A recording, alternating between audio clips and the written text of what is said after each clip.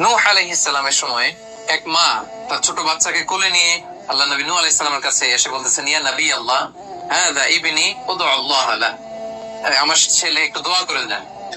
নূহ আলাইহিস সালাম বলতেছেন, কামা উমরু, তোমার ছেলের বয়স কত? সে বলতেছে, সালাসুমিআ সানা, 300 বছর। কোলের শিশু বয়স কত?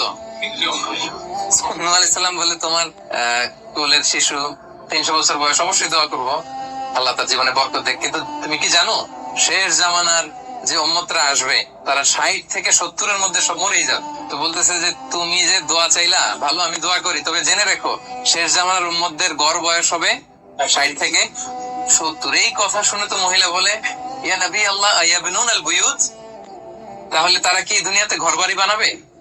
মানে 60-70 হলে তার ঘরবাড়ি বানানো লাগে না, কি বলেন?